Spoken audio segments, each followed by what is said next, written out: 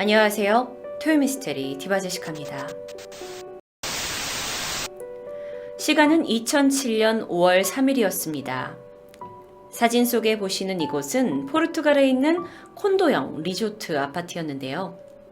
이곳에 영국인 의사 부부였던 게리 맥켄과 아내 케이트 맥켄, 그리고 그 두 부부에게 있었던 4살짜리 큰딸 매들린과 2살이 된 쌍둥이 자매와 함께 가족들이 여행을 오게 됩니다.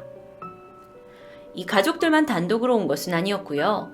아이를 동반하고 있는 다른 부부들과 함께 이 포르투갈로 휴가를 오게 된 거죠.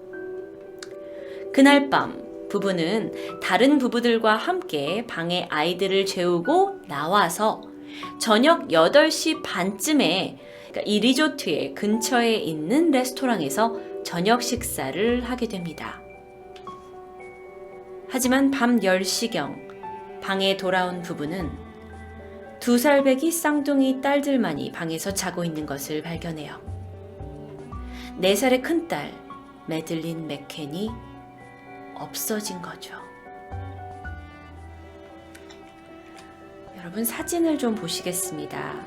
이 아이가 당시에 실종되었던 4살의 매들린 맥켄입니다. 포르투갈 경찰은 즉각 수사를 시작했습니다. 그날 밤 아이들이 자고 있는 호텔방을 나와서 다시 들어가기까지의 그 시간 동안 목격자가 있었습니다. 그녀는 맥켄 부부와 함께 저녁 식사에 참여했던 제인 테너라는 여성이었는데요. 그녀 또한 자신의 아이들을 확인하기 위해서 저녁 9시 15분에 이 숙소에 잠깐 돌아갔었던 거죠. 그런데 그때 그녀는 어두운 색 자켓을 입고 있는 한 30대 후반의 백인 남성이 어린 아이를 이렇게 손에 업고 가는 것을 보았다고 이야기를 했습니다. 그런데 그 장소가 매들린이 자고 있던 방에서 멀지 않은 곳이었고 그는 동쪽 방향을 향해서 서둘러 걸어갔던 걸 발견한 거예요. 자, 그의 팔에 엎혀있던 아이는요, 분홍색 파자마에 꽃무늬 바지를 입고 있었는데 이게 매들린이 입고 있었던 잠옷과 유사하다고 판단했습니다. 그리고 나서 얼마 후 이 숙소 근처에 거주하고 있던 34살의 남성이 용의자로 지목됩니다. 자, 당시의 상황을 그린 그림인데요. 이렇게 어두운 색 자켓에다가 밝은 색 바지를 입고 있었고 아이를 이렇게 안고 가고 있었던 모양으로 그려져 있고 있죠. 그런데 용의자가 누구였느냐? 바로 로버트 뮤라트라는 남자입니다. 그는요, 이 숙소에, 그러니까 매들린이 묵고 있었던 숙소와 아주 가까운 곳에 살고 있었어요. 약 137m 떨어진 곳이었습니다. 그의 집은요, 이제 제인 테너가 목격했던 남자가 서둘러서 가고 있는 방향과 일치했어요. 그럼 그가 범인일까요? 사실 매들린이 실종되고 나서요, 그는 이 근처에서도 종종 많은 사람들에게 목격이 되었습니다. 그런데 그건 그의 집이 가까웠기에 어쩔 수 없는 거였죠. 경찰은 그를 그래도 용의자로 지목을 하고 그의 집과 차를 수색하고 컴퓨터와 핸드폰까지 다 조사를 하였지만 결국 매들린의 실종과의 어떤 관련성을 찾지 못하고 그는 용의선상에서 빠지게 됩니다. 사건이 발생하고 6년 후인 2013년 이 제인이 목격했던 당시의 그 사람은 아이를 픽업해서 데려가던 또 다른 투숙객으로 확인이 되었습니다. 그러니까 그건 아니었던 거죠. 그렇다면 매들린은 누가 데려갔을까요? 그런데 또 다른 목격자가 있습니다. 아일랜드에서 휴가차 이곳에 왔던 스미스 부부였는데요. 그들은 약 밤 10시경에 맥켄 부부가 머물고 있던 숙소에서 약 500m 떨어진 곳에서 한 3, 4살 정도의 여자아이를 안고 가는 남자를 발견합니다. 제가 이 매들린의 다른 사진을 좀 보여드릴게요. 자, 이때 아이는요, 금발에 하얀 피부를 가지고 있었고 밝은 색의 잠옷을 입고 있었고 신발은 신지 않았다고 그들이 기억합니다. 그런데 아이를 안고 가던 남자는 30대 중반으로 약 175에서 180cm의 키에 짧은 갈색 머리 그리고 베이지색 바지를 입고 있었던 것으로 기억하고 있어요. 그들의 기억에 이제 의존을 해서 만들어진 몽타주입니다. 분명 관광객의 차림은 아니었고 아이를 안고 가고 있는 모습이 상당히 불편해 보여서 그들이 잘 기억하고 있다고 말을 했는데요. 스미스 부부의 진술에 의하면 매들린은 엄마가 숙소에 오기 바로 직전에 납치당했다는 거예요. 왜냐면 그녀가 이 사람을 이제 본 게 10시경이었으니까. 근데 여기서 500m 떨어져 있으니 10시에 엄마가 들어오기 바로 직전에 아이가 이제 납치당했다는 건데 아이가 과연 언제 납치당했는지 시간대를 아는데 상당히 중요한 증언으로 작용하고 있습니다. 그런데 문제는 이렇게 핵심적인 증언이 있었는데도 불구하고 이와 관련된 용의자는 찾지 못합니다. 그런데 또 다른 흥미로운 사실이 있습니다. 그날 밤 매들린의 엄마는요, 9시 반쯤에 아이들을 확인하려고 방에 잠깐 가보려고 했어요. 그런데 마침 같이 저녁 식사를 하던 이제 부부 동반이었으니까 그 중에 한 사람인 매튜가 우리 아이들도 지금 숙소에 잘 있는지 확인해야 되니 내가 가보겠다. 내가 가는 길에 니네 아이들까지 같이 확인했겠다라고 말한 거였어요. 매튜는요, 맥켄 가족이 묵고 있었던 숙소의 바로 옆집에 머물고 있었거든요. 그리고 그날 밤 그는 9시 반경에 이 집에 들어옵니다. 그리고 아이들의 방문이 활짝 열어져 있는 것을 확인해요. 그런데 이 집에 아무런 일도 없었기 때문에 그는 바로 숙소를 빠져나온 거예요. 그런데 이상합니다. 분명 자기 자식도 아니고 남의 자식을 내가 확인해주겠다 하고 들어간다던 사람이 방 안에까지는 가보지 않았다라는 사실에 이 경찰은 혹시 이때 그가 매들린을 다른 누군가에게 넘긴 건 아닌지 의심했습니다. 하지만 매튜에게는 어떤 뚜렷한 이 범행의 동기가 없었고 그는 결국 용의자로 지목되진 않았죠. 부모가 나간 8시 반에서 돌아왔던 10시 사이 도대체 무슨 일이 있었던 걸까요?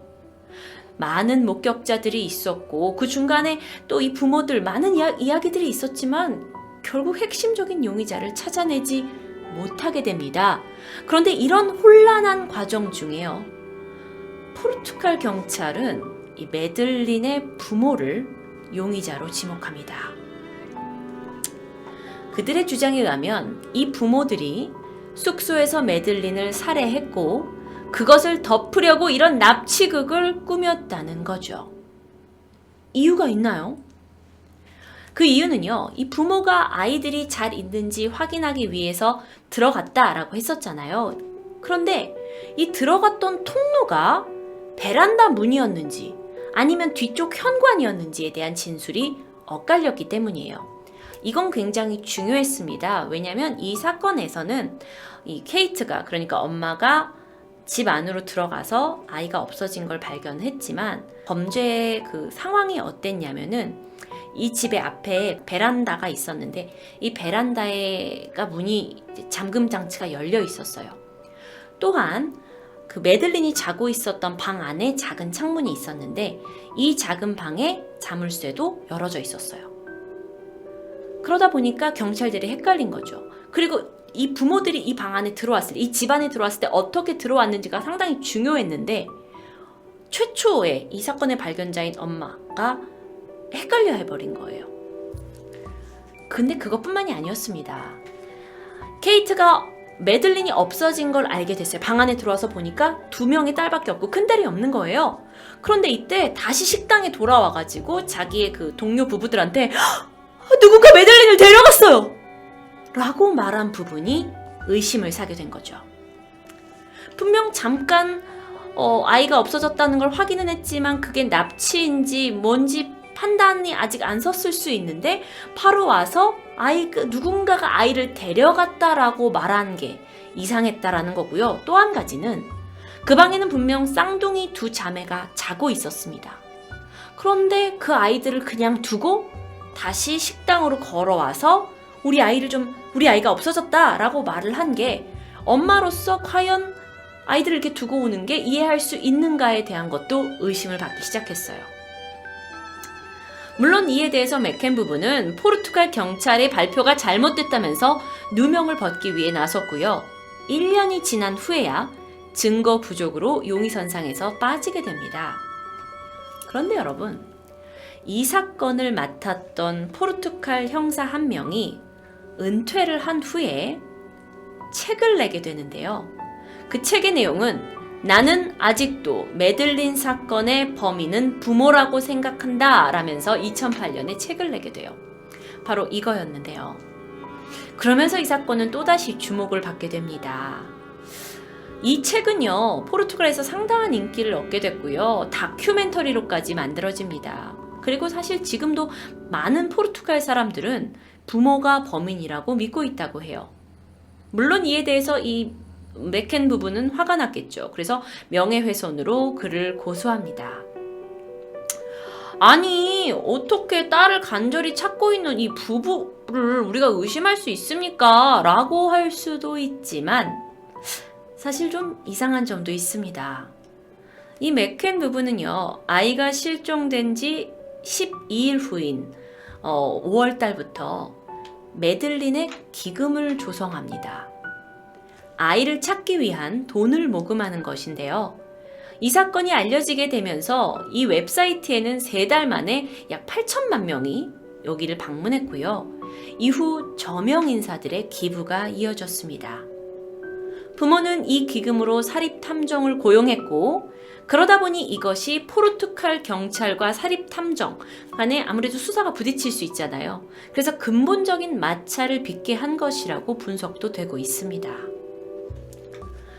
이렇게 갈피를 잡을 수 없는 상황에서 이 사건이 워낙 유명해지다 보니까 아이를 보았다는 제보가 계속 이어집니다.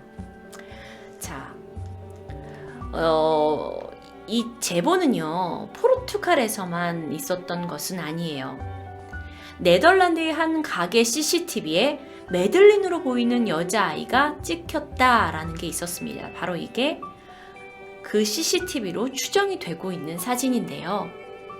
네덜란드의 가게 주인에 의하면 아이는 포르투갈인으로 보이는 남녀 2명과 함께 왔고요. 놀라운 점은 이 아이가 저하고 같이 온 이 성인 남녀가 부모가 아니다라고 이야기했다라는 점이에요. 그런데 이 역시 더 이상의 증거가 없어서 단순 해프닝으로 종결되었습니다.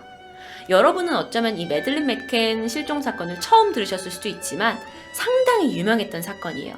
그러다 보니 전 세계에서 싱가포르에서 봤다, 네덜란드에서 봤다, 인도에서 봤다, 여러 가지 제보가 쏟아졌고, 그 중에서 가장 그래도 우리가 한번 의심해 볼 만한 이런 자료가 있는 것 중에 하나였어요. 하지만 결국 해프닝으로 종결되었죠. 그런데 이것뿐만이 아닙니다. 2010년 9월에는 미국의 한 사이트에 네티즌이 이 메들린의 사진과 함께 이 여자아이가 어디 있을 것 같니? 라는 글을 올리게 됐는데, 누군가 이 메들린이 좀 자랐을 것 같은 메들린으로 추정되는 여자아이의 사진과 함께 우리 집 지하실에 있는데? 라는 글을 올리는 사건이 벌어져요. 바로 이거였는데요. 확인해 보시죠.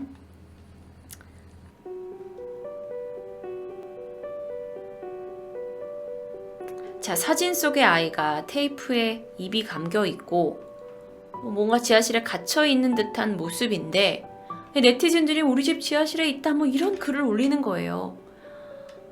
굉장히 성장한 모습을 가지고 있고, 그러다 보니 사람들이 혹했죠. 그래서 이 사진은 당시 큰 파문을 낳았습니다.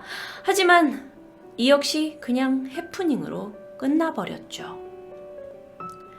이후에 맥켄 부부는요, 방송에 출연하고 기금을 조성하고 또 영국 국민들도 캠페인을 벌이면서 많은 사람들이 메들린을 찾기 위해 노력하고 있습니다. 하지만 포르투갈 경찰은요, 맥켄 부부가 범인이 아니라는 확실한 증거를 내놓지 못한 채 2008년에 포르투갈 법무장관이 이 수사 종결을 명령합니다. 결국 진범은 잡지 못했어요. 그리고 매들린 실종 사건은 영국에서 새로운 수사팀이 꾸려져서 수사가 다시 진행됩니다. 이 사진은 4살의 매들린이 좀 더 자라서 성장한 모습을 이제 시뮬레이션 한 거예요. 그녀의 모습이라고 사람들이 생각하고 있는 거죠. 현재도 부모는 이 사진을 가지고 이제 성숙하게 된 매들린을 계속 찾기 위한 노력을 하고 있습니다. 그리고 지금 이 순간 매들린에게는 약 47억 원이라는 보상금이 기금을 통해 형성되어서 걸려 있죠. 여러분, 매들린 맥켄을 보신 적이 있을까요? 미스테리한 그녀의 실종 사건은요, 아직까지도 수많은 궁금증 속에 매들린 맥켄을 찾고 있습니다.